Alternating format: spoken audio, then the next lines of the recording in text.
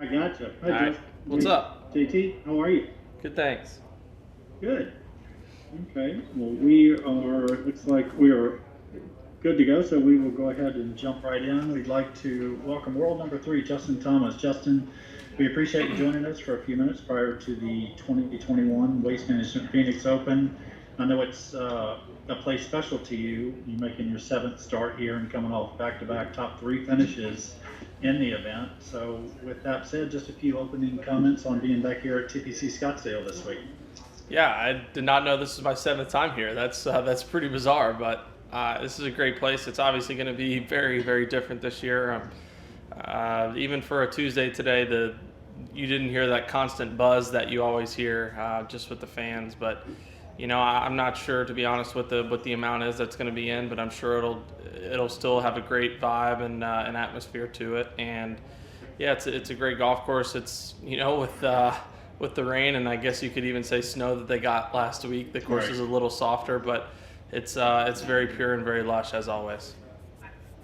And as far as this season goes, you're making your seventh start of the season.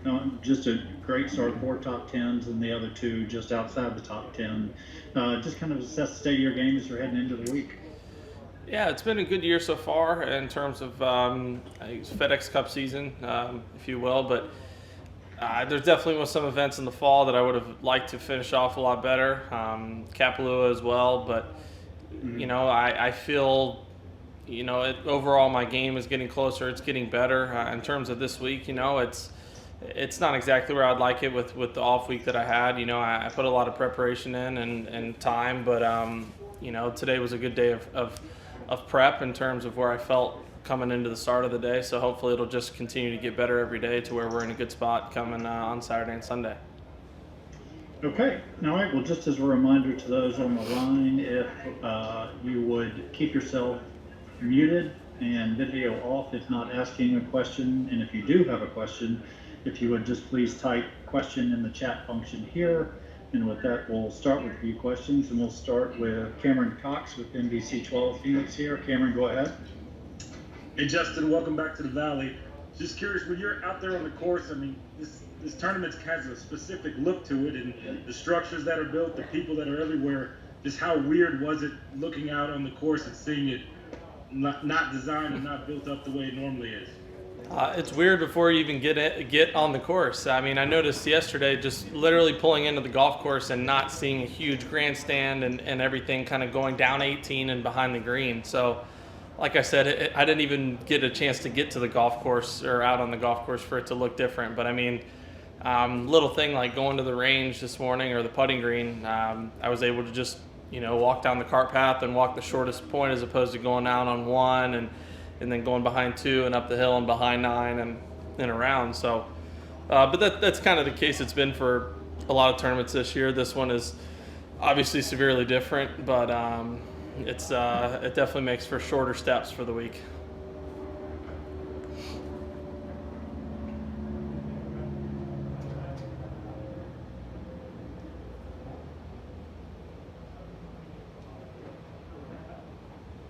Adam, you might be on mute. Oh, I didn't hear. Sorry, I didn't hear you say it was me. Yeah, I'm sorry. Go ahead, Adam. Justin, I wasn't out in Hawaii, so first time to really talk to you since things happened there. Can you kind of catch me up on what you've been doing in regards to what you said there, and how do you feel that's changed who you are as a person? It's, I mean, it like anything, it's an ongoing process, really. It's, I don't expect to, be a totally and completely different person now than I was then. It's just like my golf game. I mean, I'm continuing to try to progress and get better each and every day and each and every week. I've had some great conversations with, a lot of friends, and the amount of support and sponsors and family friends that have reached out. That's probably meant a lot more than a lot of people know. That's kind of what's helped me and kept me get through all this. But a lot of great talks with sponsors. I mean, I even, for instance, like last night, I had a talk with Titleist and a lot of the high ups in their company, just in terms of the stuff that they've done as a company in diversity and inclusion training now like I have the opportunity to kind of be a part of that training with them. They sent that invitation out to me, and that's, it's stuff like that to where just like they're wanting themselves to get better, they are offering me if I want to be a part of that too. So it again, like I said, it's stuff like that that's kind of has really kept me upbeat and kept me in a great mood and kept me very optimistic, about the growth that I can have. And I will say that I apologize many times for what I said, but I didn't publicly say, which I feel terrible about, that I didn't apologize to the people that were affected and offended by what I said. And I feel that I should take the time now to say that. But yeah, so as a whole, everything's been going well. Is there anything specific that your parents said to you? We kind of would know your parents, so what was their advice? And I mean, they're parents. So they're just here to support me. They want to make sure I'm okay. I mean, they're worried sick about me, and they just want to make sure I'm okay. And that's, I mean, the main purpose. I mean, no offense to them, but that's their job, isn't to sign me up for stuff and to call and talk to me every day about certain educational things. But I mean, they're parents. They're here to support me. They're here to love me. They're here to tell me that they're there if they need me. And they've been great because they're in a tough position to where they probably don't want to bring it up, but they also want to make sure that I'm okay. And there's not really, it's a tough one for them to judge, but they've done a great job. And they've been great. thank you. Mm-hmm. Okay, next we'll go to Josh Schweinfuss with ESPN Phoenix. Go ahead, Josh.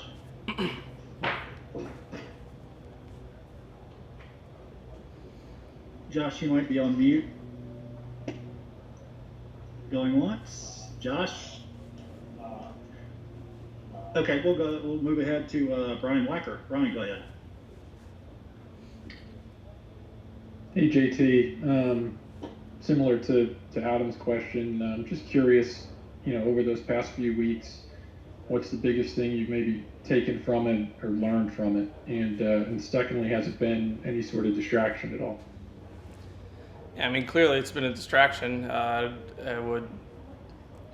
think that kind of speaks for itself. But I mean, the biggest thing that I've learned from it is that I made a mistake, and that I have a tremendous opportunity to learn and grow from it, just like I do in my golf game, just like I do in my everyday life. And this is a part of my everyday life, and I have the opportunity to try to turn this into a positive, and learn and grow from it as much as I possibly can. Secondly, different question, but I'm sure you've probably heard the USGA and RNA today announced some proposals regarding distance, things like possibility of limiting driver lengths or maybe regulations on the ball. Just curious your kind of overall thoughts on distance and the whole distance debate and maybe where you stand there. Yeah, I didn't know that. I think that I think distance is what it is right now because of us, and I think because of, a lot of the players are taking the training and becoming more of athletes and becoming stronger and more optimal in their distance, and it is what it is. I mean, if you give us different stuff, we're still going to try to find a way to hit it as far as we possibly can. I don't think there's any reason or it's not necessary at all to change the golf ball. I'm fine with them maybe not going any farther with it, but I think Tiger said it a while ago that they missed that opportunity probably 20 or so years ago. I mean, companies have put billions of dollars, I would say. I don't know that, so I'll say millions of dollars into the construction of golf balls and equipment. And to be perfectly honest, I think it would be extremely selfish of the USGA and RNA to do that because of all the hard work that they put in to make their equipment and golf balls as great as they possibly can. And maybe just take a step back and realize that we're doing some pretty awesome things with the golf ball and the golf clubs. And also look at your everyday golfer and go up to him and tell him that you want him to hit it shorter just because the top 0.001% of all of golfers are hitting it too far, if you will. So I think it's not a very good decision, but I'm not sitting in the boardrooms and making those decisions, but hopefully the right thing will be done. Thank you. Okay, we got now to Bob Hare with ESPN. Bobby? Hey, Justin, thank you. Appreciate it. Little different direction. I'm curious if you've played much golf with Ricky Fowler lately, and I'm wondering if any discussion comes up about his struggles of late. And are you a sounding board at all? Does he ask advice? Do you sympathize? Or just curious if how that has gone given what he's been going through lately. Yeah, I haven't played with him in a while. Him and myself and Jordan are all sharing a house this week, and I saw him for the first time in a while, so it was good to see him. I know we go from seeing each other every day or every other day at home to almost a month, so we were separated a little bit. But no, I mean, my job is one of my best friends.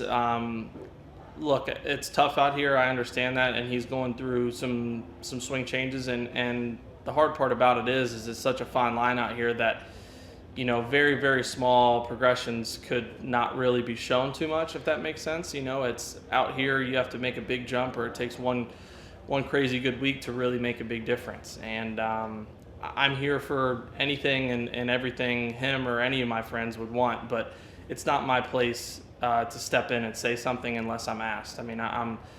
I would look at that more as a coach's role or an agent's role or a caddy's role or sports psychologist, whatever. But I'm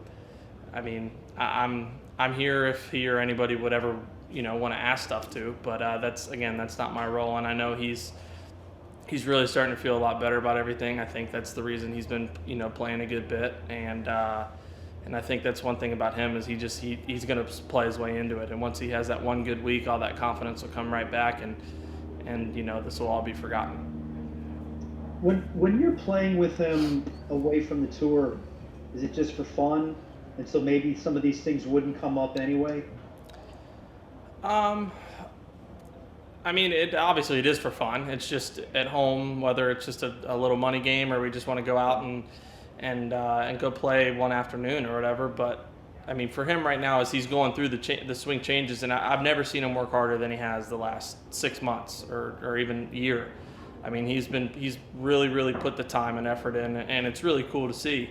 Because that's keep pushing me. That's being down there in Jupiter, and you always get a good eye on your opponents because you see what they're doing and stuff that Rick's doing and working on his game. It really is motivating, and it's awesome, and I'm happy and proud of him. But for him, like I said, it's just about kind of getting through it. And when we go out and play those rounds, he's working on his changes, and the good part about that is it's not a golf tournament, so he's able to overdo it and overcompensate because the misses aren't as big. But because of those misses, they'll help him once he gets out here and gets more comfortable. Is it crazy to think he's not in the Masters at this point? Oh, it's beyond crazy. It's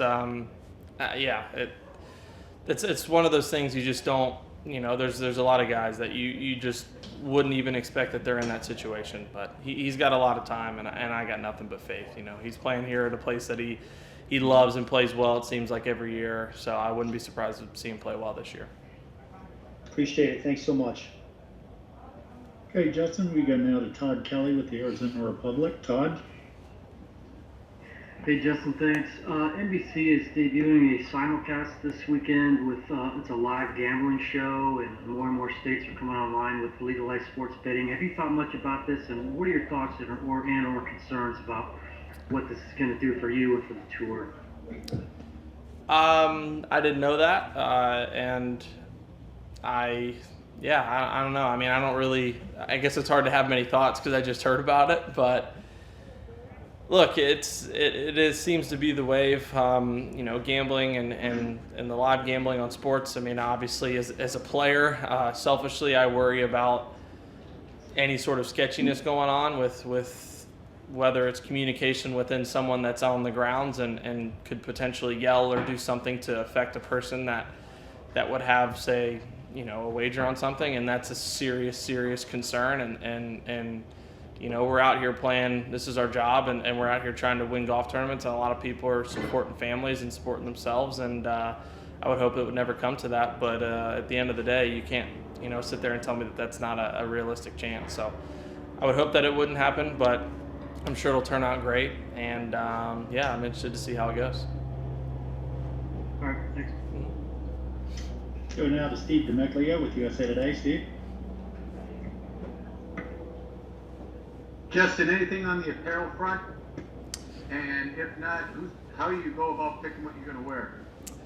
No, if you got any extra shirts, send them my way, because I currently can wear whatever I want. But it's been enjoyable to try different clothing products and really just wear what I'm most comfortable in. I mean, if I go to the mall and I see something I like, I see a shirt I like, I go home and I just get it embroidered with the city logo on the sleeve. And it's definitely a bizarre and odd time, and my closet is as empty as it's ever been. But at the same time, it feels right because it's a fresh start, and hopefully we'll be like that. But most importantly, I think Lance, my manager, and I, and Excel, and they've been great as they understand, like, look, this is going to be here whenever you want it, but I need to be playing golf. That's the most important thing. I can't get wrapped up and focused on what clothing deal or whatever I want to do. I need to be playing good golf, and I need to focus on that. So that's what's most important right now, and whatever happens will take care of itself.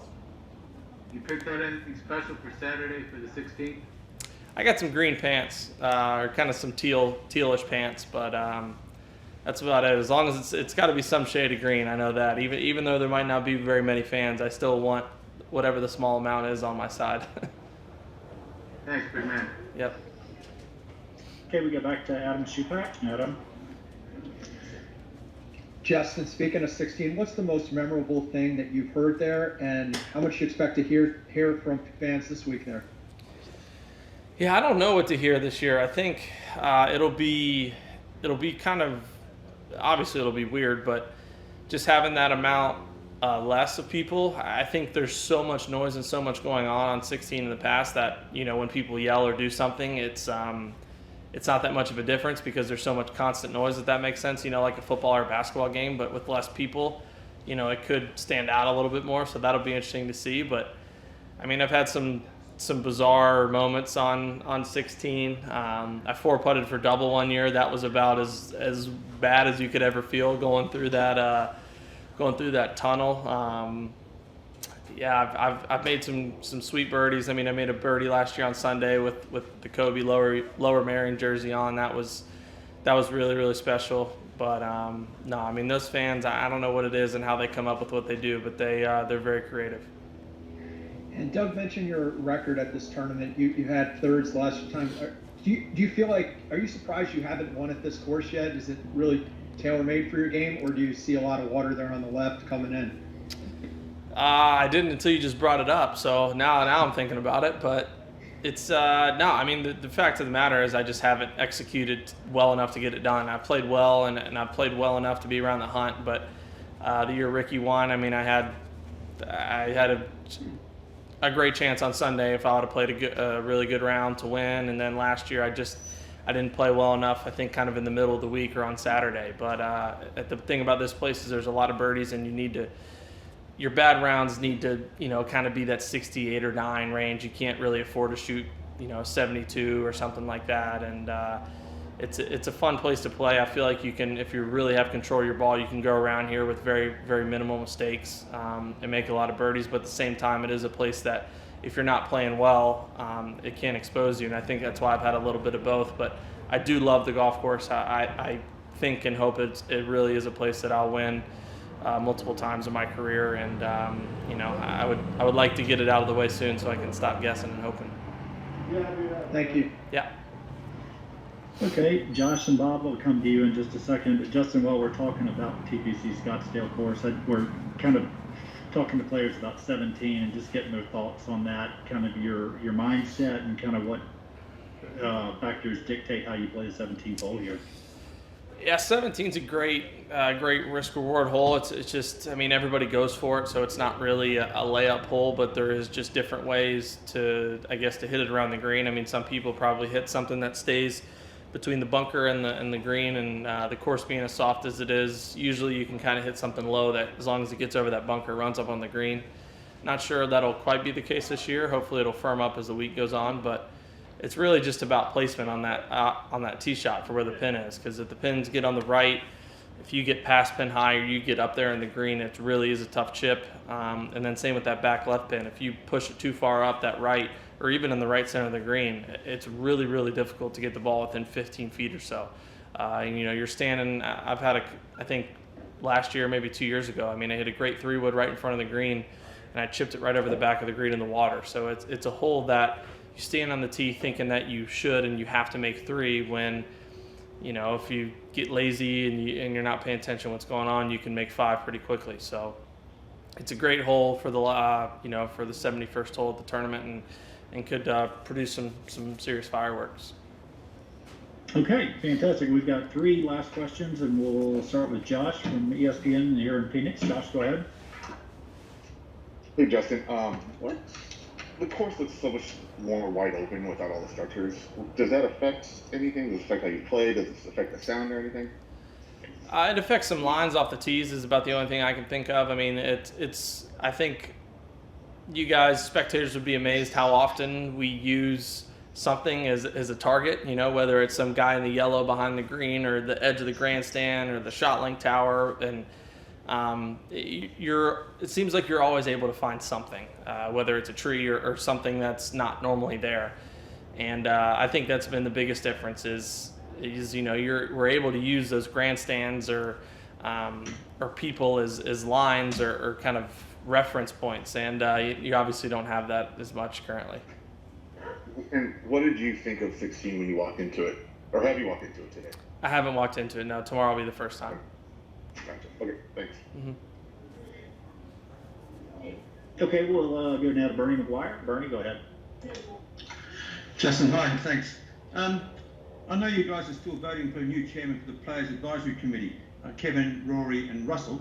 But what can you see? I know you're, of course, being American, but can you see the benefits of maybe Russell or Rory being selected for that role in the bigger sort of picture? And what I'm thinking about here really is this sort of talk of a merger between the European Tour and working closer with the PGA Tour.